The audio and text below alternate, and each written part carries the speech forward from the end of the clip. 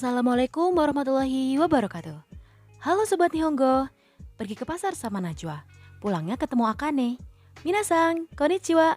Hoisashiburi desu ne. Cringe banget nih Mimin pakai pantun segala. Oke, minasang, o genki desu ka? Mimin harap semuanya dalam keadaan sehat ya. Pada minggu pertama ini, Mimin bakal bahas beberapa seputar tentang bahasa Jepang dan pastinya mengenai JLPT loh.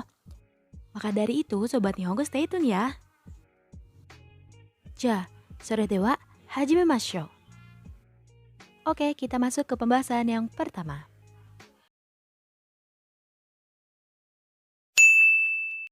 Sobat Nihongo, tahu nggak sih bahasa Jepang itu apa? Mungkin kerap kali kita mendengar beberapa kosakata dalam bahasa Jepang ya di kehidupan sehari-hari. Oke, bahasa Jepang atau Nihongo merupakan bahasa resmi di negara Jepang dengan jumlah penutur kurang lebih dari 127 juta jiwa. Puluhan tahun lalunya, Jepang pernah menaklukkan negara Korea dan Republik Tiongkok, sehingga beberapa penduduknya pernah bisa menguasai bahasa Jepang.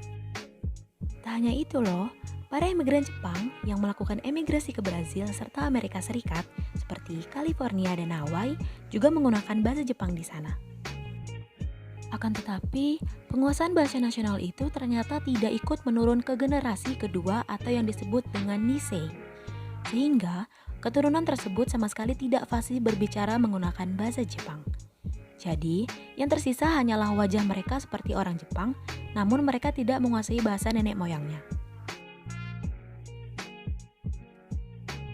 Sobat Nihongo tahu nggak sih ada berapa macam jenis huruf dalam bahasa Jepang? Ada yang bisa menebak? 2, 3, atau 4? Oke, jadi bahasa Jepang memiliki 4 jenis huruf, yaitu hiragana, katakana, romaji, dan juga kanji. Pertama ada hiragana, terdiri dari 46 huruf dengan barisan A, I, U, E, O. Bukan barisan abjad A, B, C, D, E, huruf ini khusus digunakan untuk menuliskan kata-kata asli dari bahasa Jepang. Kedua ada katakana. Huruf ini juga memiliki jumlah yang sama dengan hiragana. Katakana memiliki 46 huruf tetapi memiliki fungsi yang berbeda. Huruf ini khusus digunakan untuk menuliskan kata-kata dari serapan bahasa asing. Ketiga ada romaji, yaitu sistem penulisan yang digunakan untuk memudahkan pembacaan kata-kata Jepang ke dalam abjad Romawi atau Latin, sehingga memungkinkan orang yang tidak tahu bahasa Jepang untuk membaca. Dan yang keempat, ada huruf kanji. Biasanya digunakan untuk menuliskan nama orang atau untuk membedakan arti dari sebuah kata. Terkadang, ada beberapa huruf kanji yang mirip dengan huruf kanji dalam bahasa Cina loh. Ya, karena dalam sejarahnya Jepang pernah menginvasi Cina dan mengadaptasi beberapa kebudayaannya, salah satunya adalah kanji ini. Mengapa salah satu fungsi dari huruf kanji ini adalah untuk membedakan arti dari sebuah kata? Pernah dengar istilah homofon, homograf, dan homonim? Kata-kata yang memiliki pengucapan yang sama namun beda makna dan penulisan yang berbeda, itu disebut homofon. Selanjutnya, berbeda pelafalan dan arti, tetapi ejaannya sama disebut homograf. Dan yang terakhir, penamaan dan pelafalannya sama, tetapi artinya berbeda, disebutnya homonim. Nah, huruf kanji membantu untuk membedakan kata-kata berhomofon, homograf, maupun homonim. Lalu Min, ada berapa huruf kanji di Jepang? Kira-kira ada berapa banyak ya? Ya Sobat Nihongo, yang tercatat adalah sebanyak 50.305 karakter. 50.000 karakter berdasarkan Daikang Wajiten. Namun, tidak perlu khawatir, karena yang diperlukan hanya sekitar 2.000-an saja, yang sering disebut dengan Joyo Kanji. Namun jangan khawatir loh Sobat Nihongo, orang Jepang saja tidak otomatis hafal semuanya sejak lahir, namun perlu bertahun-tahun untuk menguasainya. Pertama, 1006 kanji diajarkan ketika sekolah dasar. Kedua, 1130 kanji sisanya diajarkan pada saat SMP dan juga SMA. Lalu Min, ada berapa bentuk sih huruf dalam bahasa Jepang? Oke, di negara Sakura sendiri, bahasa Jepang sebenarnya dibagi menjadi 2 bentuk dan mungkin tidak banyak pembelajar yang mengetahuinya. Kedua bentuk tersebut adalah Hyongjungo dan Kyosugo. dengan perbedaan sebagai berikut. Hyungjungo adalah bahasa resmi, bahasa baku, atau penutur standar dan cenderung diajarkan serta digunakan di sekolah, televisi, maupun dalam sebuah perhubungan resmi. Yang kedua, Kyosugo adalah bahasa umum yang cenderung jarang digunakan dalam acara resmi.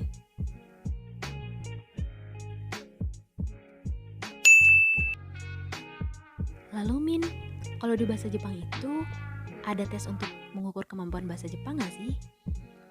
Ya, jawabannya pasti ada.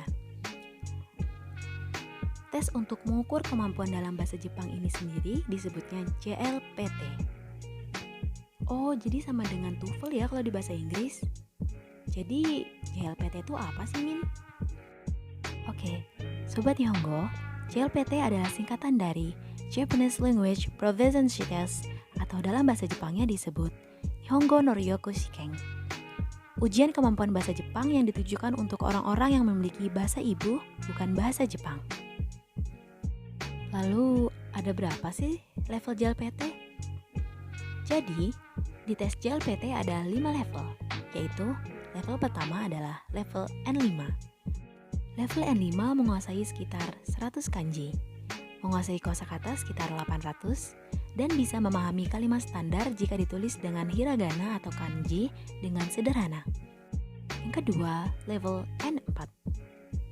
Level 4 sendiri menguasai kanji sekitar 300 kanji, menguasai kotoba sekitar 1500, dan dapat mengerti percakapan sehari-hari jika diucapkan dengan lembut, dan dapat membaca materi sederhana. Ketiga ada level N3. Level N3 menguasai kanji sekitar 650 kanji, menguasai kosakata sekitar 3750, bisa mengerti artikel dalam bahasa Jepang jika ditulis dengan kanji-kanji yang mudah, dan dapat mengikuti perkataan orang Jepang dengan kecepatan normal. Yang keempat adalah level N2. Level N2 menguasai kanji sekitar 1000 kanji, menguasai kosakata sekitar 6000, dan dapat memahami tulisan dengan topik umum dan mengerti percakapan dan berita dengan kecepatan normal. Yang kelima adalah level N1. Level N1 menguasai kanji sekitar 2000 kanji, menguasai kosakata sekitar 10.000, dan dapat memahami berbagai macam percakapan dalam situasi tertentu. Juga dapat memahami perbedaan nuansa dalam kalimat jika menggunakan kata tertentu.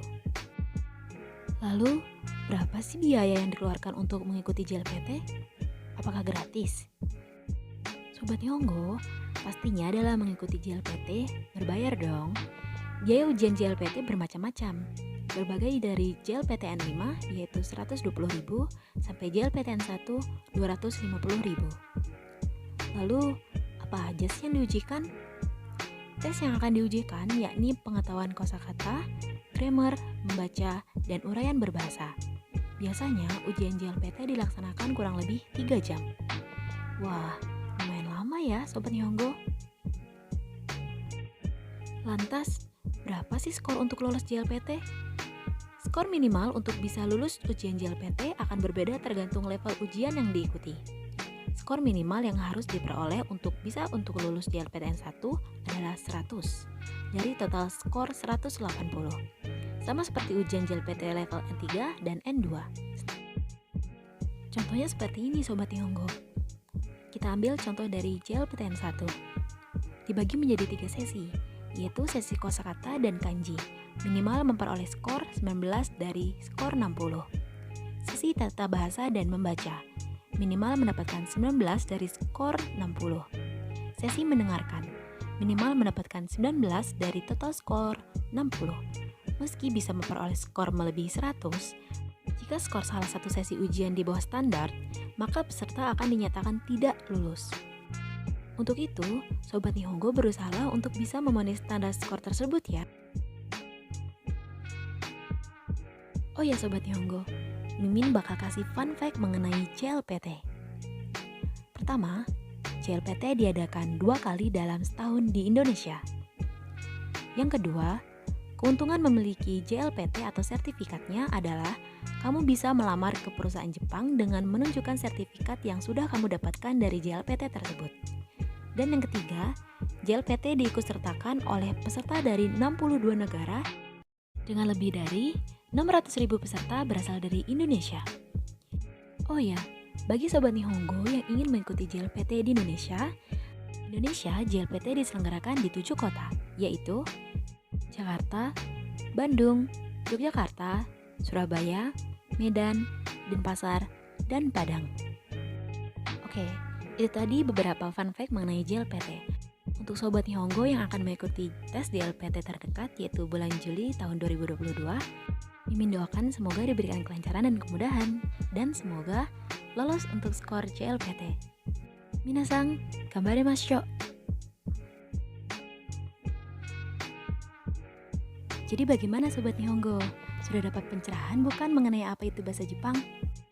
Bagi Sobat Nihongo yang ingin tahu bagaimana bentuk-bentuk soal JLPT yang ada, bisa stay tune ya di video-video minggu berikutnya. Oh ya, description box sudah Mimin siapkan tes untuk materi yang tadi sudah Mimin sampaikan ya menggunakan platform Quizizz. Semoga kalian bisa have fun berpartisipasi untuk mengerjakannya. Karena di akhir bulan Mei nanti, Mimin bakal mengumumkan di Instagram pbc.unes untuk skor tertinggi dari tes Quizizz yang diikuti.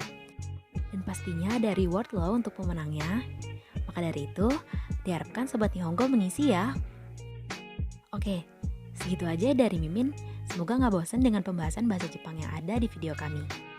Jangan lupa like, komen, dan subscribe ya Sobat Nihongo. Ja, jukyo wa owarimasu. Arigatou gozaimashita. Wassalamualaikum warahmatullahi wabarakatuh.